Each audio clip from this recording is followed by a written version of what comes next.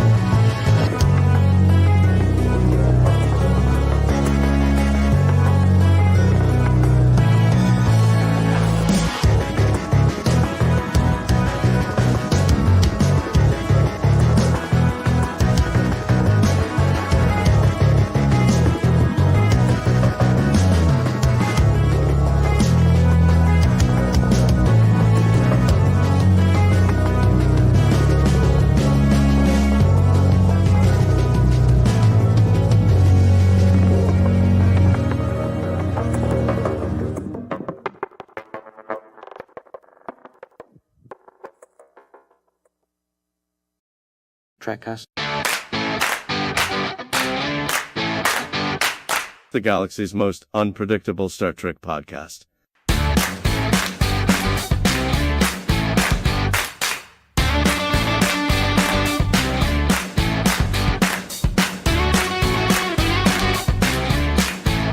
Live from studios in Idaho and Michigan, this is Trekcast, the galaxy's most unpredictable Star Trek podcast. Today on the show, we are going to cover Star Trek 10, Star Trek Nemesis. Plus, we've got Star Trek news and your listener feedback. And now, the heart of the Ghostbusters, it's Daniel Reyes. Wait, does that make me the Slimer? Isn't he the heart of the Ghostbusters? You're the heart of the Ghostbusters. I don't know which one that is. The heart of the Ghostbusters, I think, is Ray. Oh, okay. That's what. That means that Spengler. it's like Beverly. I get it on with the ghost. I mean, I've been ghosted a few times, so I guess. Do you have your plasma-based candle? I cannot confirm nor deny. Is that how you summon? That's right. That's right. The ghost. That's right. I don't quite have the JLH, but I got the girl ghost candle or whatever. Yeah, that'd be a wicked burn to like a Star Trek fan. Be like, oh yeah, well you get your dates through a candle. Yeah.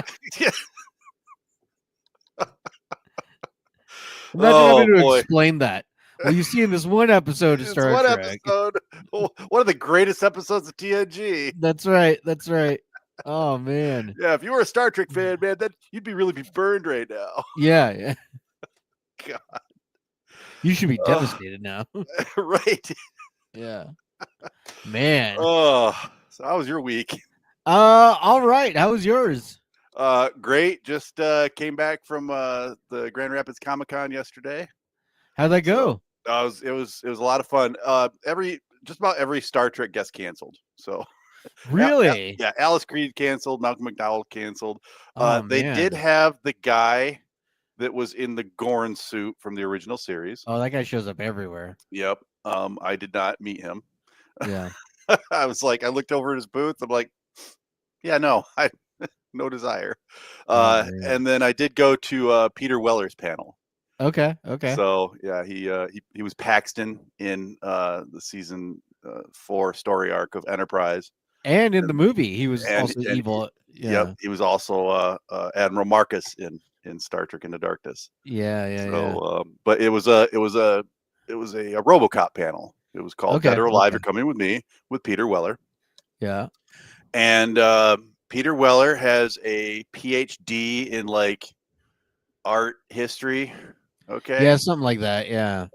And so, the panel started off. He just took the mic, stood up, and never sat down and never stopped talking. Yeah. He just I think RoboCop was mentioned twice. Okay. Like he wanted everything to be related to. He started talking about Detroit, and he's like, "Yeah, let's talk about Detroit as it relates to RoboCop." And then he's like, "You know what else? Detroit used to be bad, and then now it's good. And you know what else was kind of like that?" And he started going over. He started talking about like the Roman Empire and Alexander the Great. What? He started talking about. Oh yeah, because that's his doctorate stuff, right? Right, So... and that's all he talked about for the entire thing. And I leaned over to Desiree, and I'm like, this guy has ADHD, and he's a little crazy. Yeah. So he just went off on a tangent, just back and forth. He talked about a few movies, not RoboCop. Yeah. Star Trek wasn't mentioned once. At one point, like they have the mic where you go up and you take questions, and usually the moderator says, "Okay, it's time for questions. You know, let's do the mic thing." The moderator couldn't get 2 words in edgewise. Peter Weller was like, "All right, let's take some questions. You over there, blah blah blah blah." And at one point, I kind of raised my hand. I was going to ask him. Yeah. I was going to ask him. You know, you were in Star Trek Enterprise. Were you surprised that they called you for Star Trek again 12 years later? And he was going off. Finally, I just put my hand down. I'm like, no, I don't want to engage. Oh I just, man. I mean, it was an interesting panel. Everybody walked Yeah. out going, wow, that was interesting. You know, I think if I was there, I know that he's obsessed with coffee, right? Oh, Because I okay. posted that video in our group that he's got his own YouTube channel, and he's like, will not shut up about coffee. Wow. So I would Okay. ask him something about that just to get him going. Yeah. What kind of coffee do you like? Yeah. When you go to Starbucks, what do you order, sir? Just The panel went over 15 minutes, and the moderator was just standing there going, okay. yeah. So you got hit by Hurricane Weller, is what it sounds like. Yes, we did. I got some more to talk about, but we'll get into that later. Nice. Okay. Well, yeah, I did not have an incident with Hurricane Weller or any other celebrities, but you know, it was- Uh, I do got the news, so let's get started with that. let's dive right in. Star Trek news. All right, so our first news story comes to us today from Variety, and this is the big thing making the round, so let's talk about it. We have a new Star Trek movie in the works officially. This is going to be done by the duo behind the Dungeons and Dragons film, Jonathan Goldstein and John Francis Daly. You may also know them as the screenwriters for Spider-Man: Homecoming. Okay. So they've done some pretty notable things, right? Sure. They will be doing the next Star Trek movie. We know nothing about this. We don't know when it's set in the timeline. We do know that it will be completely unattached from anything before. So no movie. Yay! Yeah. That's what Just everybody's been completely- asking for. Yeah, completely starting over. But you know, there are rumors that this will be telling the beginning of Starfleet, how it got started. I don't know if that's true. We don't know. We don't know anything about this thing officially. So, Okay. but you know, I think they're a good team to get started. They've done good stuff. So what that's telling me when they say it's going to be completely rebranded or redifferent or whatever it's going to be, what Yeah. that tells me is they have not just unshackled themselves from canon. They have taken canon and blown it up. Yes. I know there are a lot of podcasts and meme groups and all this stuff right now kind of reading too much into this. I know there's a lot of like celebrating the end of Kurtzman, because if they don't want to attach to him, then that's a sign that he's done for. That's a good thing. I can see that argument, but you know, when you're trying to relaunch a franchise into films, your best bet is to wipe it clean to allow new audiences to come in, right? I get that. You don't have to tell them, hey, you need to watch all these things to understand what the hell is going on. Right. So whether or not they're getting rid of Kurtzman, I would, if I had to put money on it, I'm going to guess that they're going to get rid of him. But as it sits right now, it's probably just that they want to build a film franchise, and so they want to start fresh, and that's all that we know.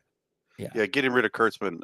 I sort of took the pulse about Kurtzman at the Star Trek International panel, and based on the cheers that I got when I basically said the comment, they need to get rid of Kurtzman and they need to let Terry Matalas and Jonathan Frakes take over the franchise.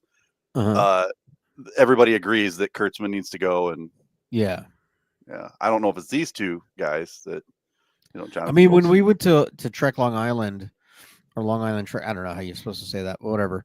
But when Dan and I went, we went to a panel where, because that night it was the end of Discovery. It was the last episode. And then they were going to have like a reaction, and they had like if you were a part of a podcast, you could send a member up there and go talk about it. So I went up, and I was amazed how many of these podcasts were also like, yeah, it's not that great, or they found one or two things to like about it, maybe a character, but that's all they really liked about it, Sure. Yeah. Yeah, there were some great characters in Discovery. Yeah. I would like to have seen more of. Right, for sure. There were some great storylines that they hinted at that I would have liked to have seen more of. Yeah. But it's sort of like, we say in Strange New Worlds, we want them to go see Strange New Worlds. In Discovery, they didn't discover anything. Right. So yeah. Okay. So that's the thing about it. Like, that's why I think he's probably not long for Star Trek. I know his contract is supposed to be up next year. So, and we haven't heard of any renewals. So, I'll see. Whatever. Don't let the door hit you on the way out.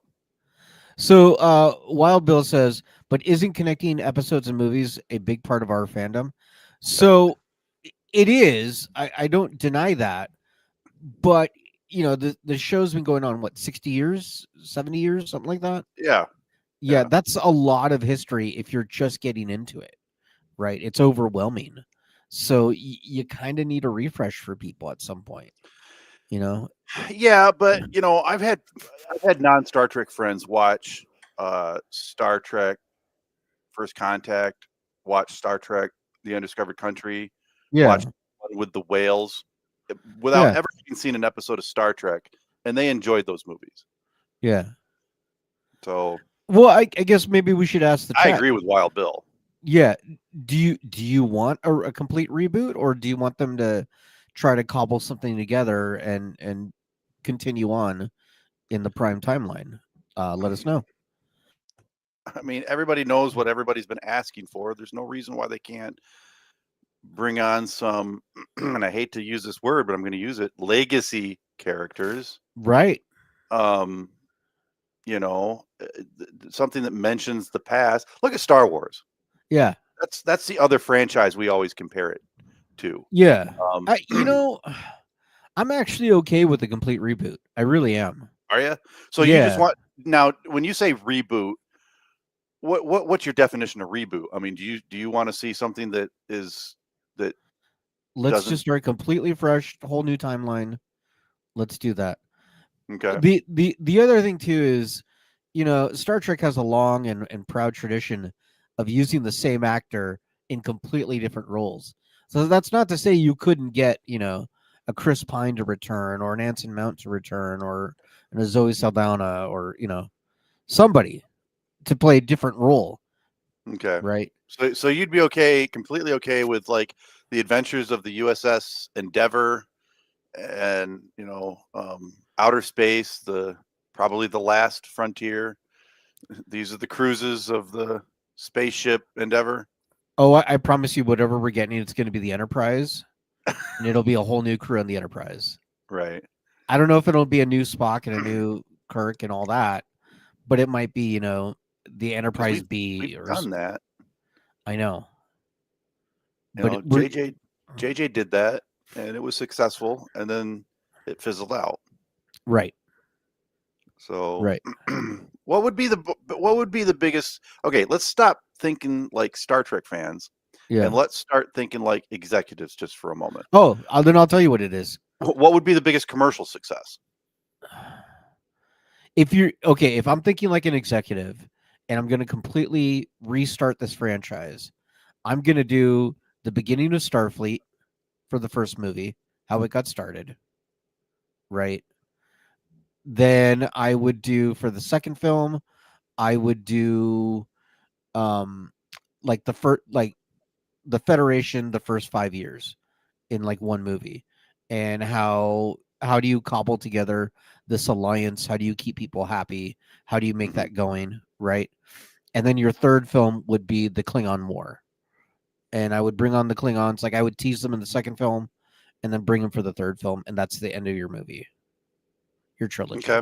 Okay. Yeah.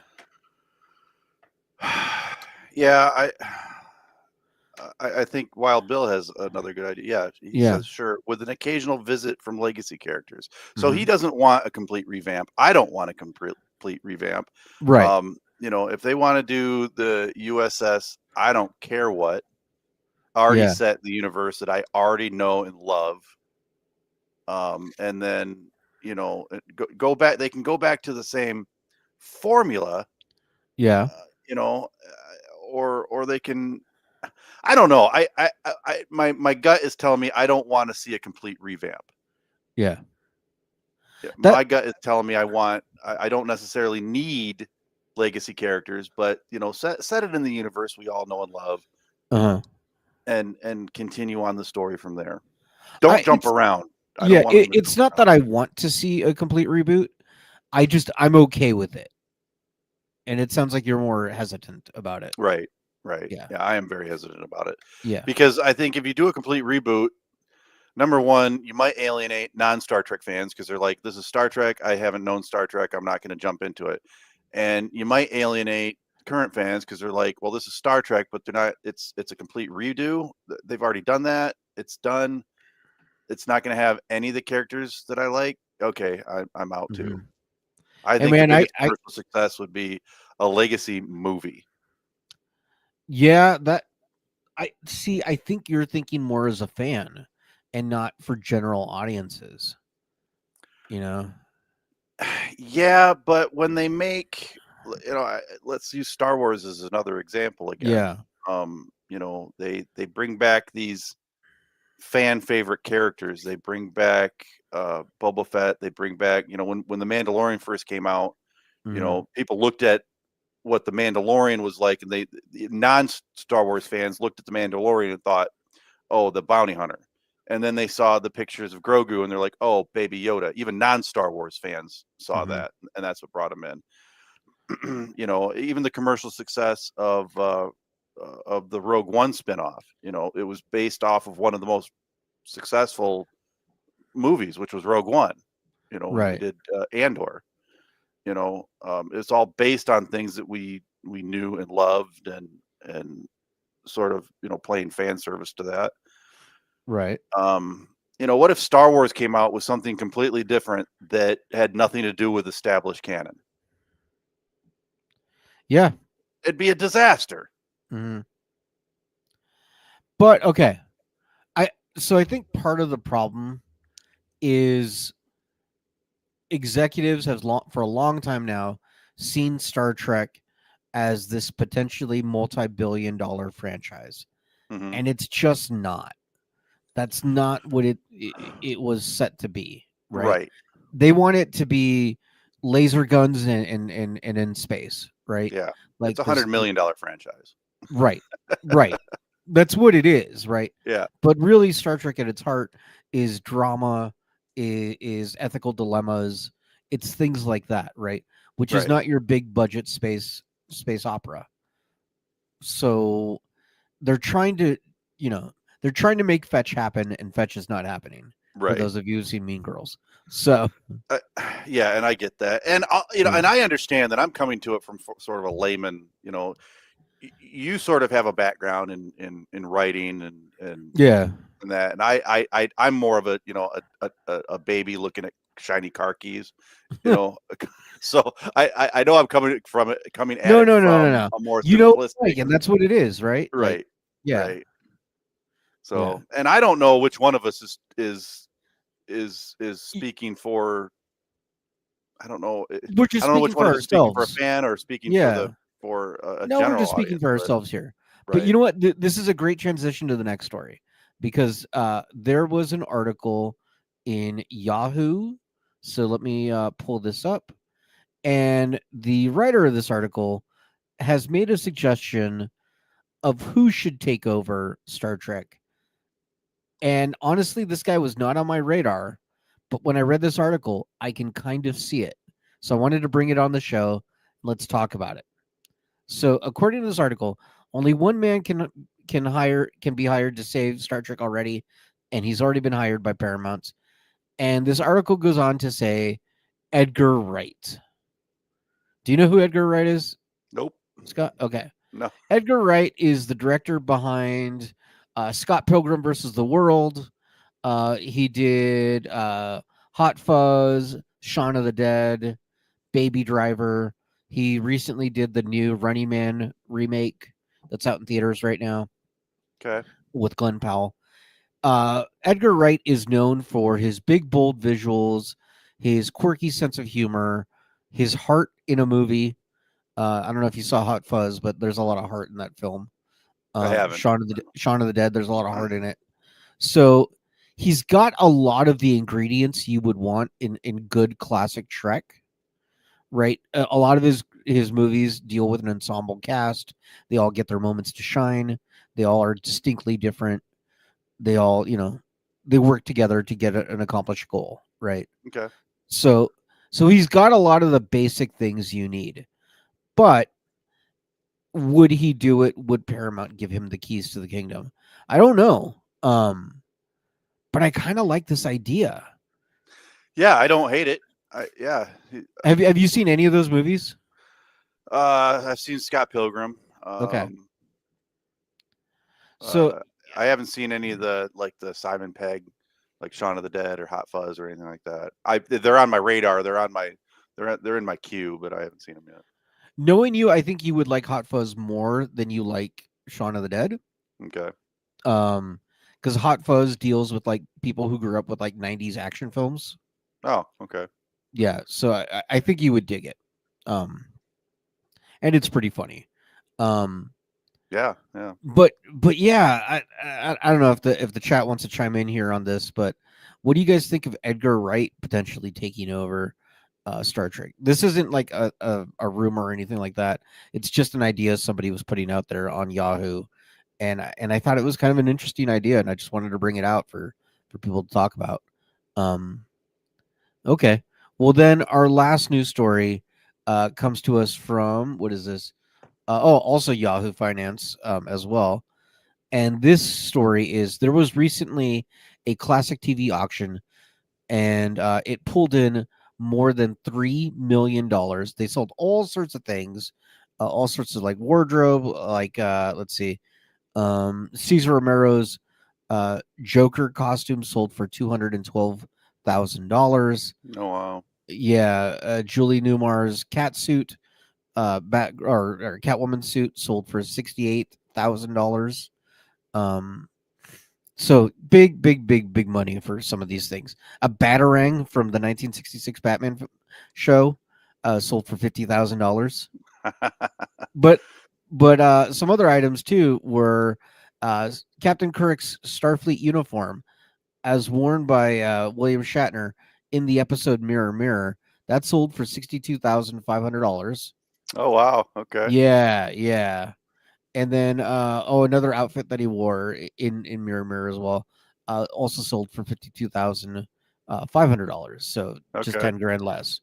Okay. So bunch of different things. If I remember right, this is the auction that it was a dentist who owned a lot of these things. Really? Yeah, and he Okay. just collected them throughout the years, and there you go. Chazbiz is chiming in. I guess he's referring to Edgar Wright. He's good. Wild Bill says, love those movies. Okay. yeah, he would do well. Yeah, so I don't think it's a bad call with Edgar Wright. Whether or not it happens, who knows? But there you go. But yeah, I just want more Trek. Yeah, for sure. That's something you and I and Dan could all agree on. And probably everybody listening to this show. We just want more Trek. Hey, we're going to be getting it soon. We're going to be getting the, So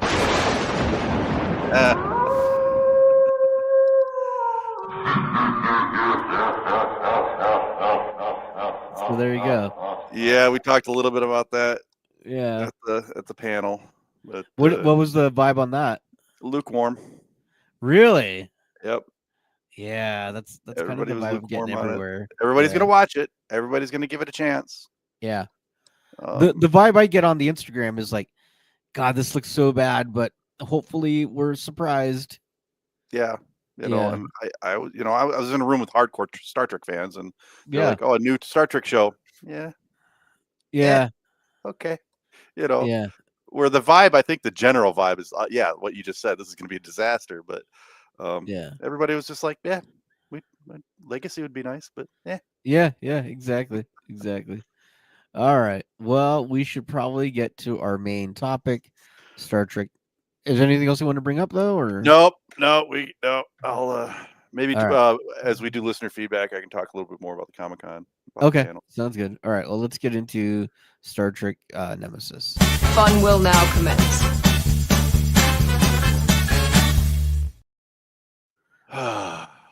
Yes. I have thoughts. Yeah. So let's before we get into that, let's look at the Rotten Tomato score because I have that, and why not? So Good. Star Trek Nemesis. This came out in 2002. It was PG-13. It has a critic rating of 37% on Rotten Tomatoes and a fan rating of 49%.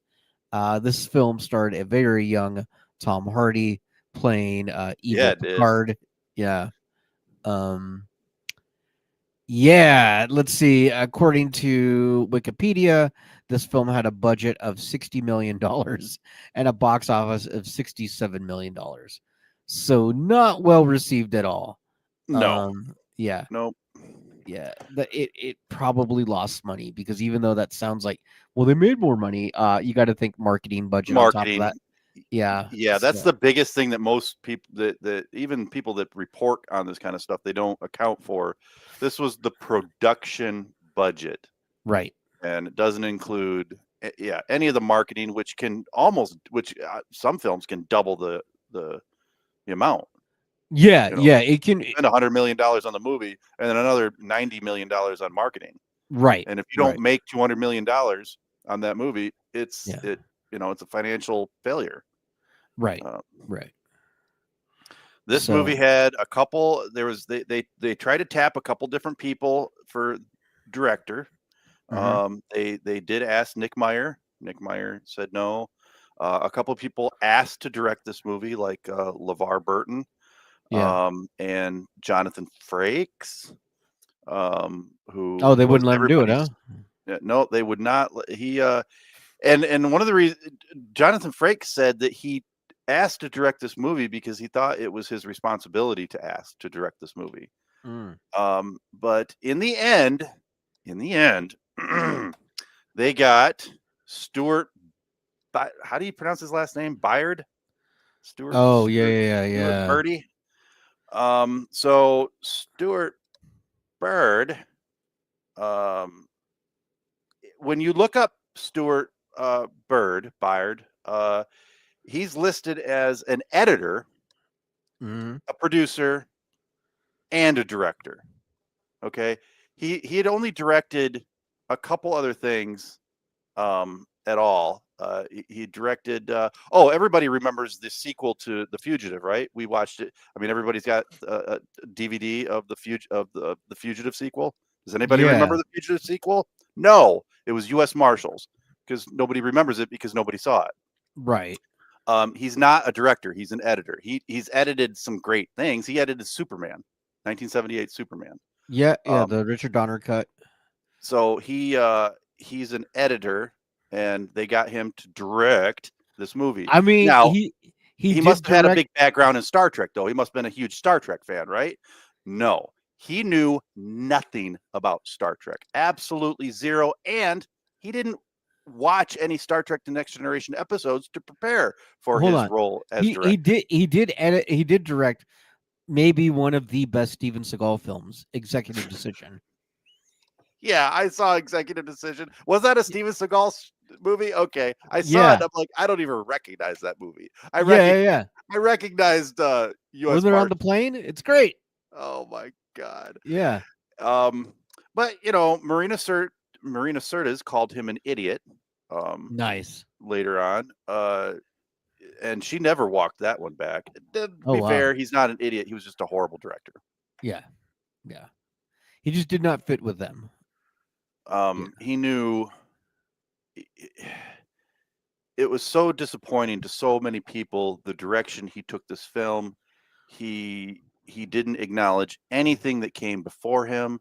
Mm-mm. He refused to acknowledge anything that came before him. He just wanted to do this film his way. He was annoyed with the cast. The cast was annoyed with him. Jonathan Frakes said he was extremely disappointed in this movie.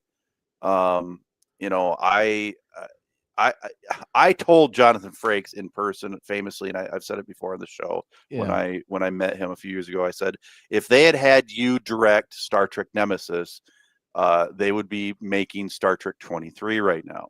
Yeah. And he looked at me and said, from your mouth to God's ears. Yeah. And this movie was just one, in my opinion, Mhm. in the podcaster's opinion, was one mistake after another. So other than that, I have almost no feelings about it. Do you have any? I mean, the only thing they got right is they got Tom Hardy in there, and Yeah. he was trying as best he could to make it work. Oh, yes, he was trying. He was trying.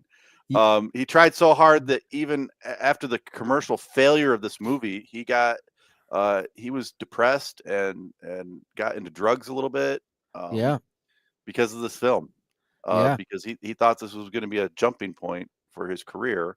Well, yeah, you have to remember he was a nobody, and they put him in He was this. a complete unknown. Yeah. And I gotta hand it to Tom Hardy. He went from, you know, a beanpole in this movie, to eventually playing Bane. Right. And if you had asked me, you know, 20 years ago, who from this movie is going to end up playing Bane? Yeah. I wouldn't have picked Tom Hardy. You wouldn't be like, oh yeah, I want to see Batman fight Shinzon. Right. Yeah. That'd have been a quick one. The dude bulked up over the years. So, Yeah. love Tom Hardy. Love everything he's been in. Yeah. I'm glad he got over this hump in his career. Yeah. But Me too. yeah, let's talk about the movie a little bit. Yeah. So the movie, the premise is there's been an attack on the Romulan Senate, and so what is it? They after that though the Federation is told, hey, the Romulans want to have peace after this attack, Right. I guess.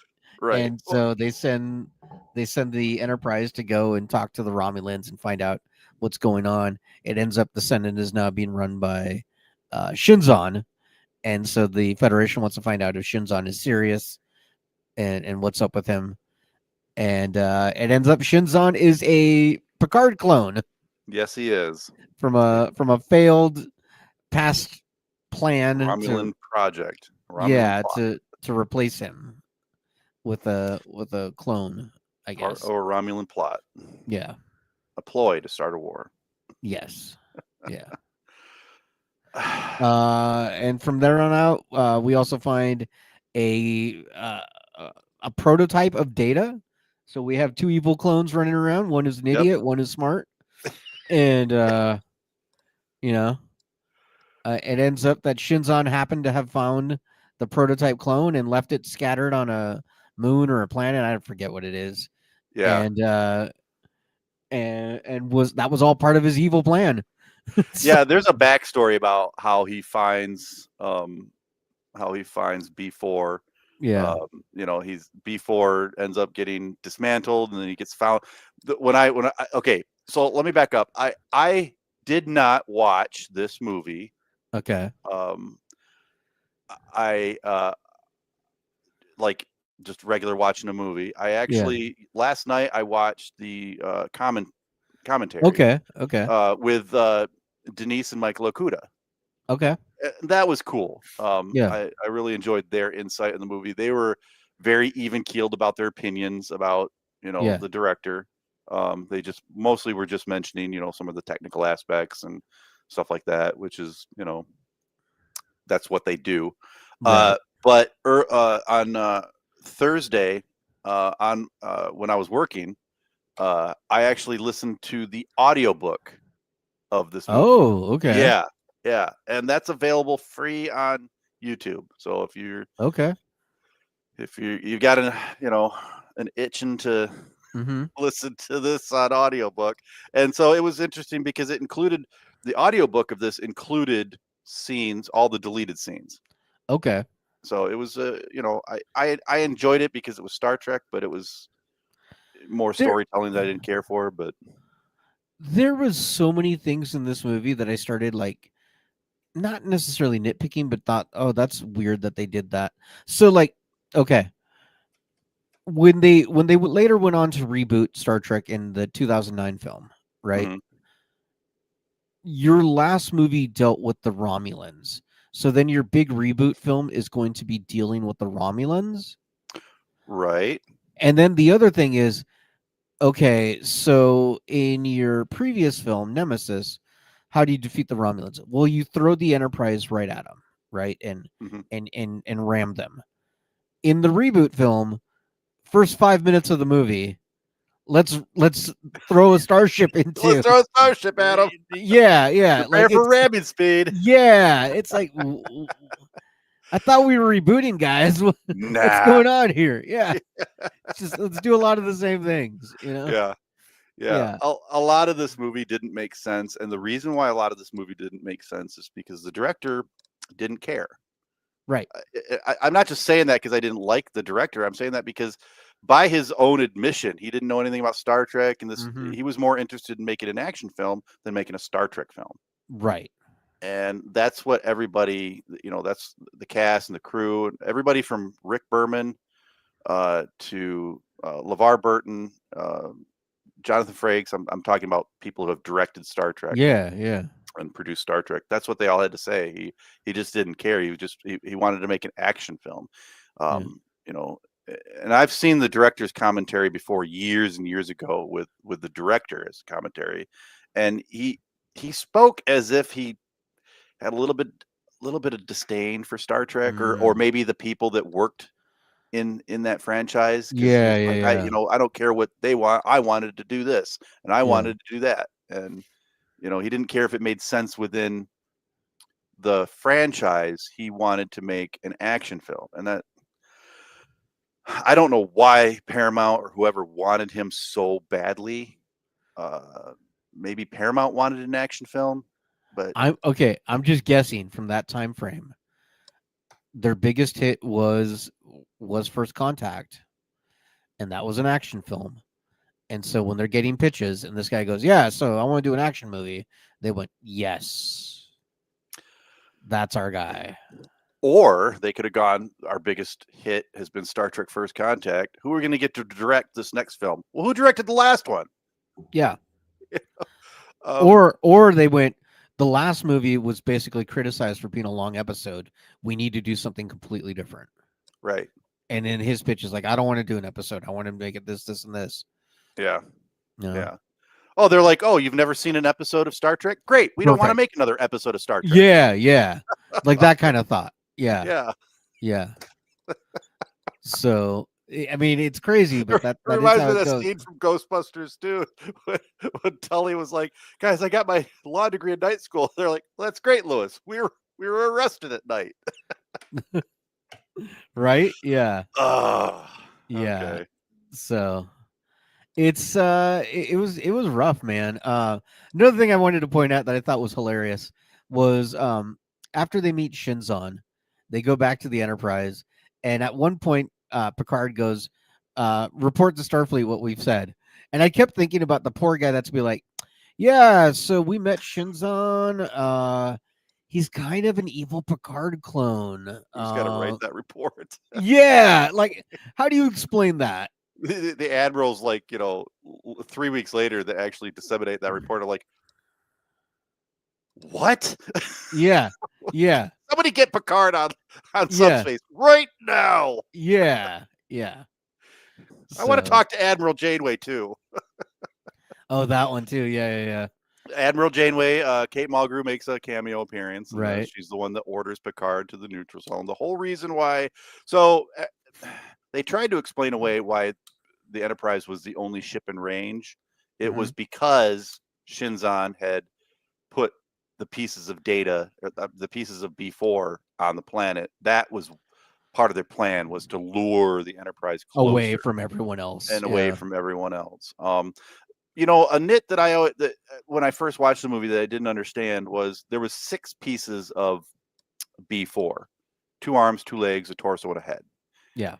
Worf says that there were 6 distinct positronic signatures. Yes. I didn't understand that. Why would a robotic arm emit a positronic signature? That didn't make sense to me. In my mind, the only thing that would emit a positronic signature would be his head, which is where his Right. brain's at. Yeah. I don't know. That was just a silly thought that I had. But the scimitar. Yes. I don't know. Like, they just said, okay, let's make a ship that's just badass. It's twice as big as the Enterprise. It's got 52 phaser banks and 90 photon torpedo launchers. Just all of them. Primary and secondary shields. And I remember my friend Gabe at the time said, why doesn't every ship have primary and secondary shields? Yeah. That makes sense, right? Yeah. So Atreyu says the movie has them beautiful Scorpion class attack flyers, and the Argo dune buggy scene was hilarious. Oh, yeah. dude, I can go off about the Argo dune buggy. Like, oh yes, please do. yes, that thing. Like, okay, so the idea that Starfleet was like, okay, they're gonna go on planets, they may need to travel. We're gonna give them a vehicle to travel on. It's not gonna have any protection on it. No, No, no paneling, no force field, nothing like no that. windscreen, nothing. No windscreen. Just, I'm sure we'll it's give them fine. eye protection. They're going to strange new worlds, and we have no idea of the environments, but I'm sure it'll be sunny. So, yep. So yeah, we'll put them in that. And you know what? For just shits and giggles, let's put a gun on it. Right. So, Absolutely. Yeah. Well, and that brings up another point too. They're scanning the planet and they're like, what's down there? It's all just a pre-warp industrial society is down there. Perfect. Great. Let's just go down there and when literally the last movie was like, we have to hide from these people. Right. Prime directive. What? Yeah. Who cares? Let them. And we're gonna shoot at them too. So, and we're gonna land and take off a shuttlecraft. Yeah. No problem. Your gods have descended and they are angry to these poor people. Right. Yeah, the Argo. Yeah. The Argo, it's ridiculous. That said, I wish they made a toy one. Because, absolutely. I thought it was cool. I mean, who doesn't like dune buggies? Dune buggies are great. And Atreyu Prime. Is that what it is? Yeah. He's the Scorpion class attack flyers. Those were cool. I love the looks of those. I think there should be more of those types of enemy ships, or even Starfleet should have something like that. You may get your wish in the new reboot film. Maybe I'll get my wish in the new reboot. Star Trek Beyond had something kind of like that that decapitated the Enterprise. Oh yeah. They had like single person fighters. Yeah, they had the swarm. Yeah, the swarm that were kind of cool. Yeah. But the Scorpion class attack flyers. There's another thing too.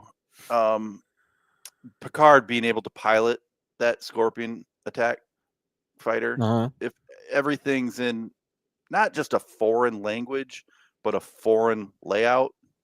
Yeah. I don't know. I mean, I guess you could say, because the Data had a hard time deciphering the door code. Now, it might not be because he was having trouble reading the language. I think he was trying to decipher the encryption as well. Yeah, okay. So, I don't know. Maybe because it's Riemann, and Riemann is kind of close to Romulan, and Romulan is kind of close to Vulcan, and people in the Federation kind of know Vulcan maybe a little bit. Somebody like Picard might know. That's an awful big leap, though.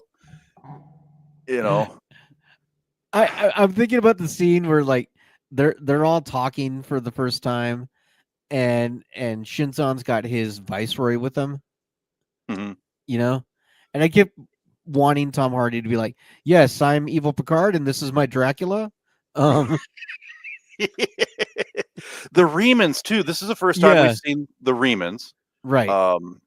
they're like a slave class. Yes. They were used they mentioned something about the Dominion War. They were used as assault fighters in the Dominion War. I mean, if Um, you're gonna fight Jem'Hadar, get some Draculas. So right. So I'm also trying to figure out where they came from. So we know that Romulans and Vulcans were once part of the same species, and Right. that some time ago they split off. The Romulans split off from the Vulcans, and the Romulans presumably went off and founded Romulus, and then a group of them split off and became Remans. I don't know.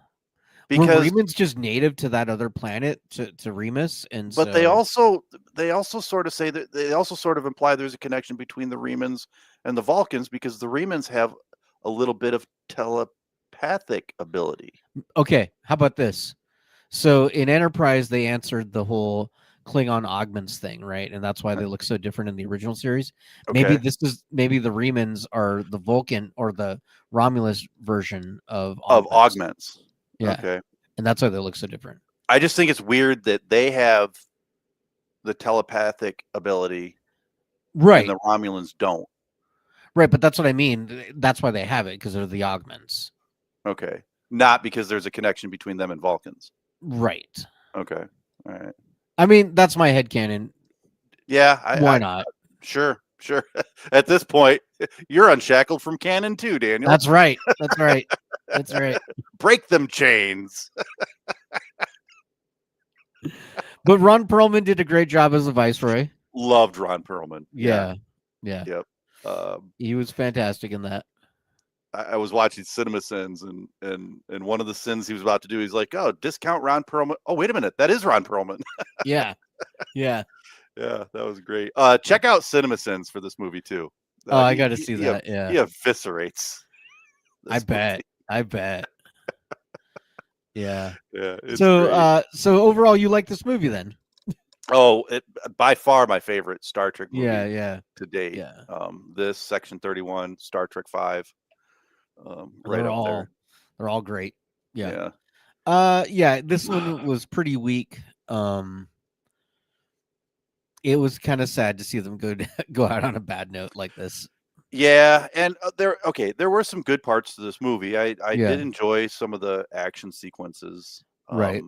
I liked some of them were a bit over the top and a little bit like they were trying to be a little too cinematic. I don't know. The scene between, I was definitely rooting during that fight between the Viceroy and Riker, number one and number one against each Mhm. other, you know. I did like there was I kind of like the finality of it, the scene in the ready room where Picard looks at everybody and says, we have to stop this, all other concerns are secondary, and he looks at Will, even if we Mhm. have to all die, even if you can't get married, we have to stop this, and sort Yeah. of Will's non-spoken line to everybody else where he looks and like, yeah, we get it, was Yeah. good. And the scene, the death of Data. Spoiler alert if you haven't seen the movie. Yeah.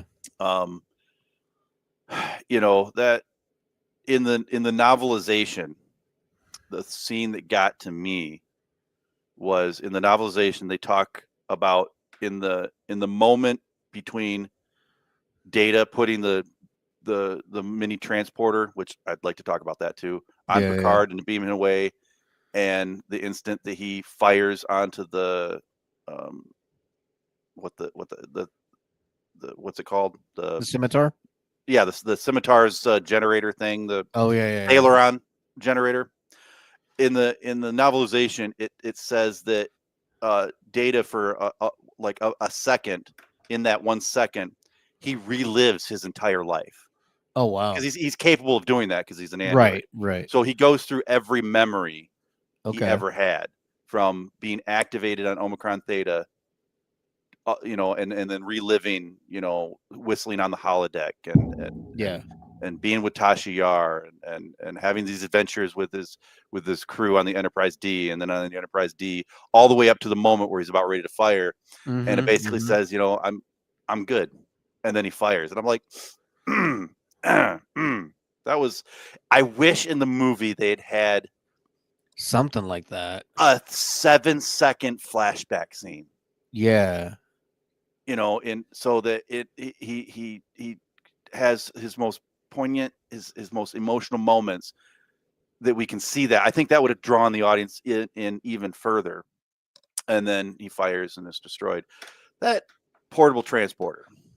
Yeah. So I have the Enterprise D technical manual. Oh, okay. Here we go. Okay. And it talks about the transporter system. Uh-huh. These transporter systems are huge. Like you look at the transporter room on the Enterprise D, and you see how tall the transporter room itself is. Right. The guts of the transporter go down just as deep, and there's a lot of machinery involved. And each piece of machinery has a specific function. The transporter takes 5 seconds, and it goes through those 5 seconds, everything that it needs to do, and all the things that is there, all the machinery that's there, the buffers and the emitters and all that stuff. There ain't no way in hell that all that fits in that little tiny brooch. Now, if it was a transporter beacon, like it somehow reached out, clear signal. Yeah. reached out to the ether and said, Like an enhancement. Whatever transporter is out there, I'm going to lock onto that. And in an emergency situation, I can get behind that. But the fact that an entire transporter is in this little tiny, I don't buy it. Plus, how would a transporter transport itself? Okay, since you're so angry at the pretend machine. Warning, nerd alert. I'm angry. I could forgive Stuart if it weren't Stuart Byard if it weren't for this. Or perhaps maybe this is more appropriate. Fat sarcastic Star Trek fan. You must be a devil with the ladies. Yes. Yeah. Yes, I am. There you go. Oh, there were so many nits in this. I looked at the trivia section of IMDb, and I looked at the goofs, and there's just so many of them. Yeah, there's so many goofs. I'm not even going to get into any of them. The one thing about this movie, though, that I did like, it was the music was done by Jerry Goldsmith. It was the last Star Trek project he did, and the second to last movie project he did before he passed away in 2004. Jerry Goldsmith he's in my top 3 favorite composers, probably my top composer. So John Williams, Danny Elfman, Jerry Goldsmith. Love his music. Just First Contact. Love the theme from First Contact. Just the music in this movie was great. Loved it. Yeah. So, if only in this new reboot film we get Daft Punk to be the music for Star Trek. Come on, fingers crossed. Give me that. Daft Punk. Yeah. And of course, if you ask me who do you want to do the music for the next, Jerry Goldsmith has a son that's also a pretty good composer in his own right. But we don't want anything legacy involved. No. Why would we? No legacy. Would we? Do you have any final thoughts about this train wreck of a next gen movie that almost killed the Next Generation? I had a lot of fun kind of nitpicking it in the back of my head. Yeah. But I'm glad we're done. I'm glad we're through it. Yeah. I'll now have something to be thankful for Thanksgiving that it's over. Yep. I'm glad that Picard season 3 happened. Yeah. Because if Picard season 3 had not have happened, this would have been the legacy of the Next Generation crew. Right. And I'm glad it wasn't. Oh, we got somebody else joining in the chat. Garrig, I'm awake. Yeah, hey. There you go. And they want Brent Spiner to play something. Yeah. Yeah. I'd love Brent Spiner. Even if Brent Spiner didn't come back as Data, he could play something. Yeah. I mean, why not? You can get Chris Pine back. Have him do something. Anybody. Yeah. Anybody really. Yeah. I just can't wait for Star Trek with Kevin Hart in it. Let's put him in. Yeah, I'll take that. I'll take Why that. not? Why Why not? at this not? point? Yeah. All right. Well, on that note, should we get to listener feedback? Yes, please. All right, let's just do that. Listener feedback. All right. If you want to join us for the show, you can X up in the chat. Just put an X, and that lets me know that you want to join us. In the meantime, while we're doing that, we should also let people know how to call in and leave a voicemail. You can call in on our phone number, 570-661-0001. That's 570-661-0001. If you keep it under 2 minutes, I will animate you, and it'll be kind of funny. Also, we are on social media all across as Trekcast TNG. We're happy to get your messages and hear from you. So that would be great to hear from you guys. Yeah, and send us an email too. You can send an email to trekcasttng@gmail.com. And I've got my own personal one, strongbeard1701@gmail.com. So we have had, I don't have any emails this week, but we've had some emails past few weeks. So that's been great. Keep them coming. And we'll read them live on the air. Yeah. And then, I did ask our Facebook group about Star Trek Nemesis and their thoughts on it, and we did get some responses. So I do kind of want to go over that. Let me bring up the Facebook real quick. So let's see. So former Trekcast host Darren Benjamin did comment on this. Oh, cool. And I thought that this was kind of funny. So he did say that they had a screening of Nemesis for the Star Trek Experience employees at the time. Okay. And he said after watching that, he thought the movie would get completely destroyed by Lord of the Rings: The Two Towers, which was also released the same day. Oh. So, yeah. So that's pretty rough. So did Lord of the Rings: The Two Towers, did they gross more than 60? Well, how much? Just slightly. Yes. Just more? slightly. Yes. Slightly Okay. more. Yes. Let's see. Zachary Thompson went on to say that he wishes we could have a Dina Myers episode. Yeah. The female Romulan. Yeah. Yeah, she was also she also played Batgirl in Birds of Prey. Birds of Prey was sort of a WB, sort of made by the same people that made Smallville. Right. It was only one season. It was a little hokey, didn't have much budget, but I enjoyed it. It was kind of cool. It was a show. It was a show. It Yeah. was a show. Yeah. And then Yeah, she's a bit of all right. Yeah, she's very all right. Yes. Uh-huh. And then Mike Medina and myself went on about what we would call this film. He went for Star Trek Venom. I went for Star Trek English Rapper. Because if you don't know, Tom Hardy used to be a rapper back in the 90s. Star Trek Fury Road. Yeah, Star Trek Fury Road. Yeah. So there you go. Okay. We do have Chazbiz on the line, so let me bring him in. There you go. At this point, we might as well just call it Chazbiz feedback instead of listener Chazbiz feedback. Yeah, where is everybody? That's right. Where's Gentry? Where's our old guys? Come on. That's I know. Yeah, come on back, everybody. Yeah. Hipster Spock and all the others. Oh yeah, no, yeah. Yeah, man. So, what'd you think of the movie? Some of my friends have threatened to come on the show, so I know. I said, do it. Your Well, school friend. Yeah. This is the first Star Trek movie I saw in theaters. Okay. And I brought my friend. I was all excited. I was like, yes, let's go see Star Trek. Yeah. And afterwards, they looked at each other. It's like, it's kind of a stupid movie. So, do you even know what went on? No. It was kind of hard to explain. I was like, plus Tom Hardy didn't look anything like Captain Picard. No. Other than being bald. Now they would de-age Captain Picard. Yeah. And well, the original script had Picard had Patrick Stewart playing both parts. Okay. That would have been cool if they could have, I know they didn't have the technology back then, but DH him and had him do that. But right. Well, I think the idea is they were gonna have him play both parts. That his aging had already taken place. Like they already did the the temporal RNA, whatever.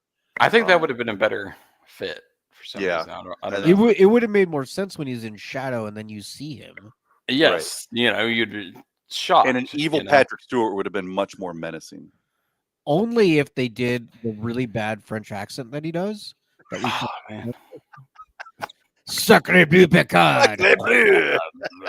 Napoleon is better than you. Yeah. Little after every I fart in your general direction. Yes. Yes. Just real Monty Python stuff. Yeah.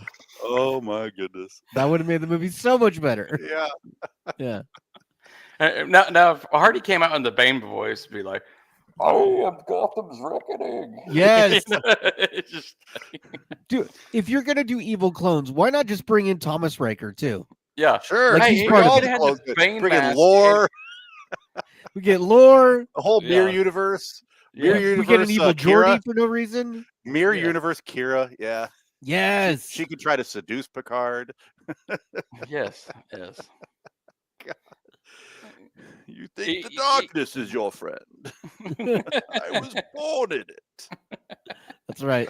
I mean, it would have been perfect. You just had the Bane mask on, and he just walks out, and just like, holy crap! And it's so funny, like how little he is. He's like skinny. And he, I know. When I remember body when looks physically different. When Batman came out, Batman 3 came out. They were like Tom Hardy as Bane. I'm like, wait a minute. The little skinny guy from Nemesis is going to be Bane, and I couldn't believe it. And then when I first saw the film, I'm like, wow. Yeah. What steroids? I want your brand of creatine, man. He did do another movie called Bronson that was where he is giant in that movie as well. So, yeah, Bronson's like some kind of notorious prisoner in England. Yeah. So yeah, like Tom Hardy. Yeah. It was a Tree Prime says if they did that, meaning if they had Stewart play evil Shenzon, you would not have the haughty Tom Hardy play the Picard clone, though.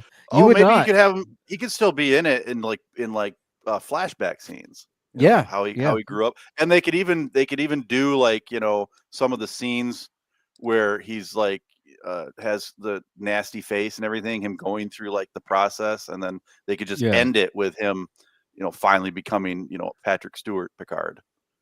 So you could do Patrick Stewart Picard for the shadowy part, right? Yeah. And then because his aging is unstable, like they say, he regresses back to Tom Hardy. Oh yeah, that could have been that would have worked too. Yep. Yeah, that's a good idea. So you use him for the flashbacks to establish that that's still the same guy, and then he's regressing back, and that's why he needs whatever it is, magic blood from Picard to stabilize himself. Yeah. Right. Okay. I know. Yeah. Sorry, this movie. It wasn't just bad. I have bad vibe jujus for this movie because not only how bad it was, but what it did to the franchise. Yeah, it killed the Next Generation for 20 years. Yeah, what killed Next Generation and it hurt Enterprise? Because Enterprise ended.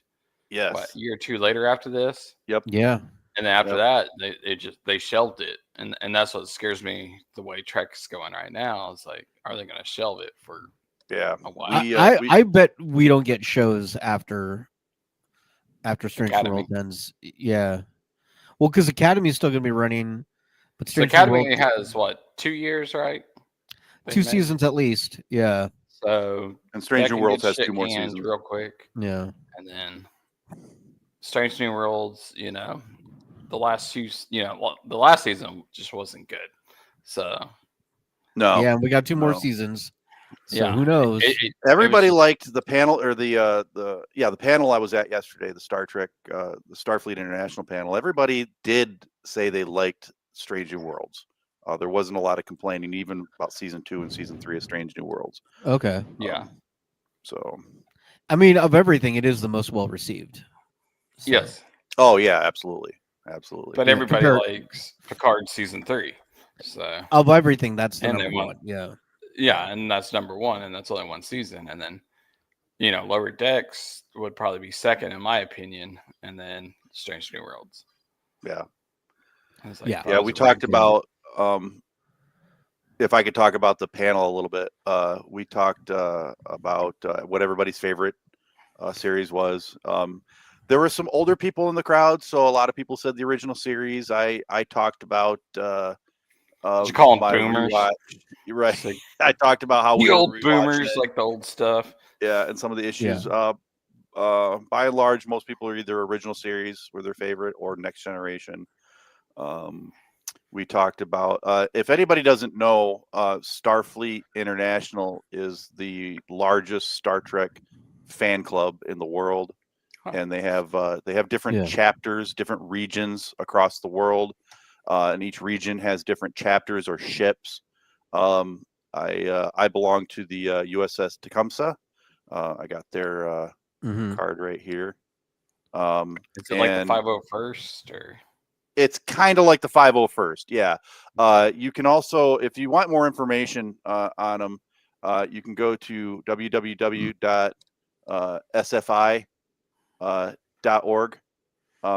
Great group of people. They're a lot like, a lot of these groups like the Ghostbusters and the 501st. I'll be right back. Hold on. I got to handle something. Sure.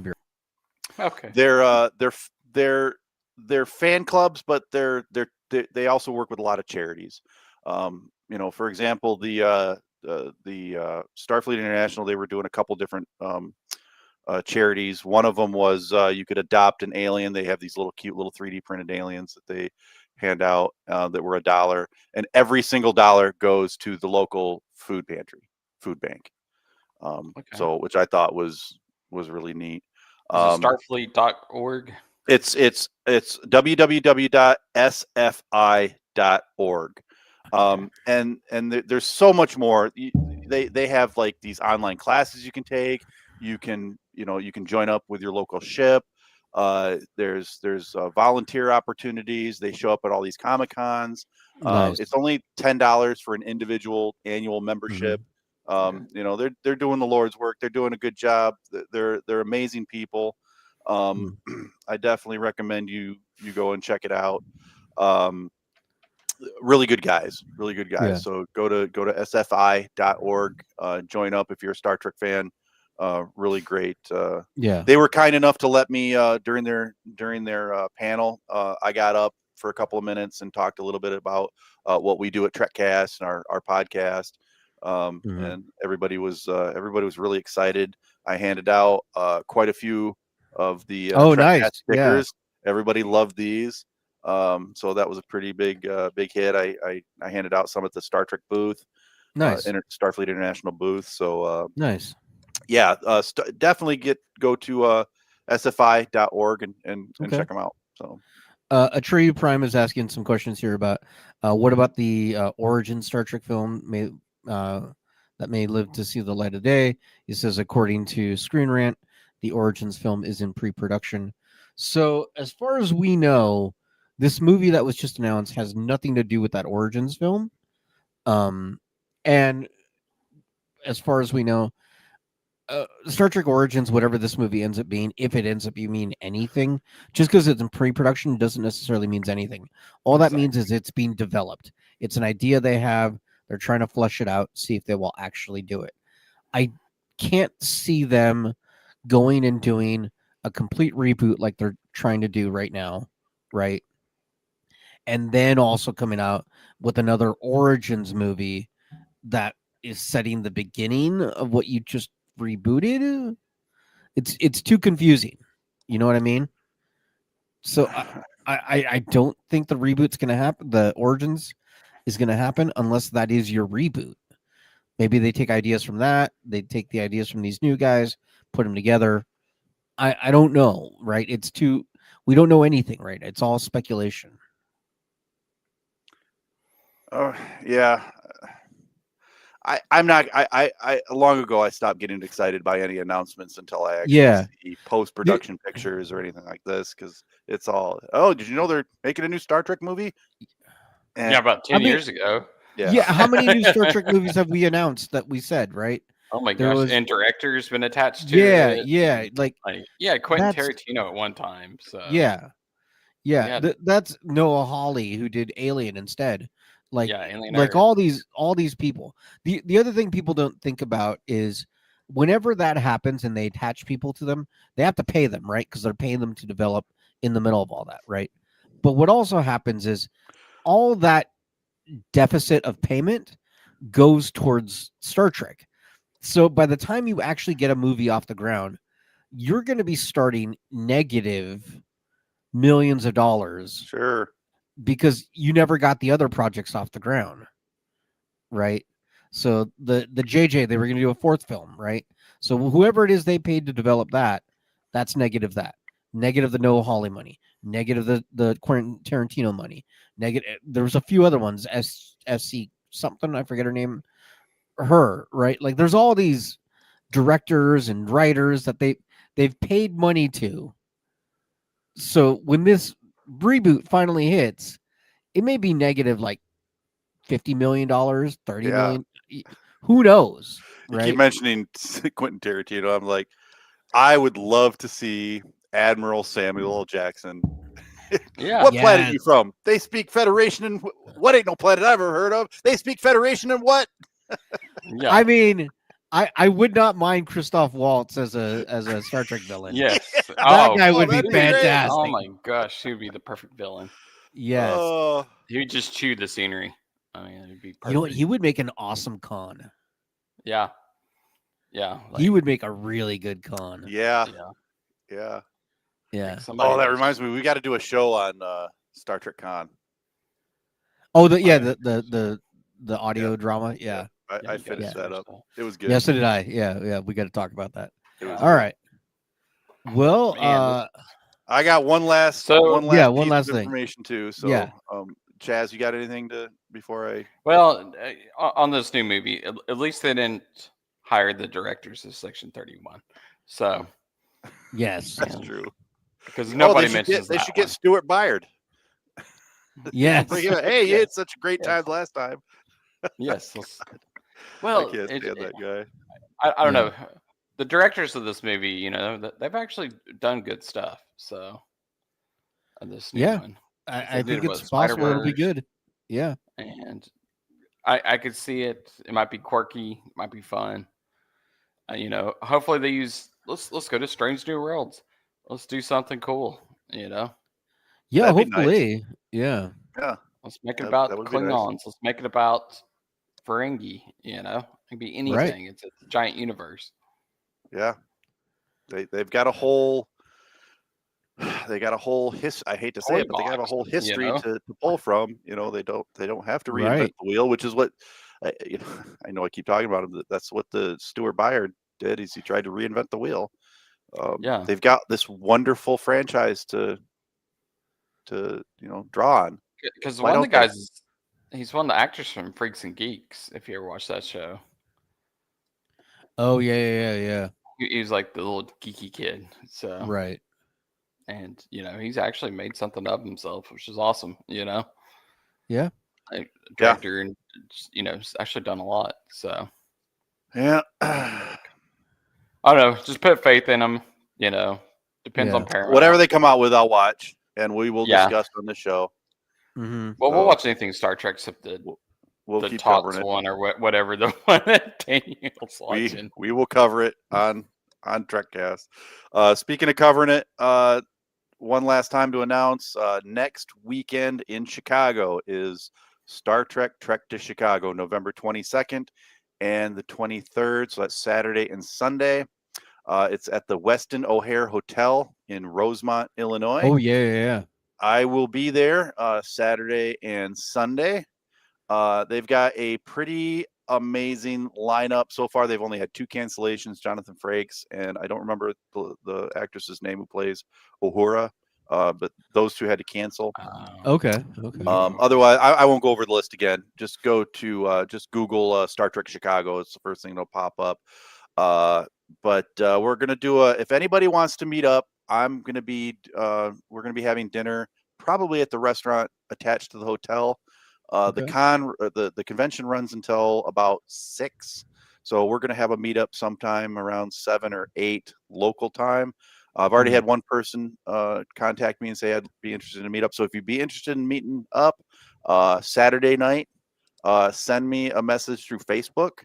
I'm on the Facebook group. Just send me a message through the Facebook group, and we'll meet up. So it should be a pretty good time. Okay. So a lot of Star Trek actors. Sweet. So we just got this comment in from Gabe. He says Star Trek needs its own Andor. We've talked about this before, Gabe. Yes. There's a strong argument that DS9 is the Andor for Star Trek. Yeah. Well, they need a new Andor. Okay. They need a new one. Something. Yeah, modern. Yes, they need a new one. But this generation needs its own Andor. Yeah. Or Rogue One. This one could be the Rogue One of Star Trek. Something. Yeah. Like that ties into whatever. Yeah. Maybe it's when Picard's destroying everything. Evil Picard. Of course, I'm the only one on the planet that's not a big Andor fan. Yeah. When he's Locutus, like you could do that. So. Or Porthos. Borg Porthos. Borg Porthos. That's what they need to do. Don't make me bring back Borg Porthos. So. I love Borg Porthos. Yeah, absolutely. Right. I'll have to make another Borg Porthos. So. The never-ending quest for cheese. Yeah. Oh my goodness. All right. Well, on that note, Porthos flying. I won't be on the show next weekend, so because I'll be. I don't know if we'll have a show next weekend. So. Thanksgiving is right around the corner. So. Right. So, oh man. All right. Check out the Facebook group. We'll give you guys. We'll let you know on social media what's going on. So. Yep. All right. Hopefully, we'll see somebody in Chicago. Hopefully, yes. All right. See you guys later. Have a good time. Bye. Peace. This is Captain Benjamin Sisko of Deep Space Nine and Space God to the Bajorans. I have a mission for you. This falls outside of Starfleet guidelines, so I can't order you, but I'm asking for volunteers. Volunteers who will subscribe to the Trekcast YouTube channel, leave 5-star reviews on your podcast app of choice, and share Trekcast across your social media accounts. If we can make our audience bigger, we might have a chance against the Dominion. Are you ready? Subscribe, like, and share. Are you with me?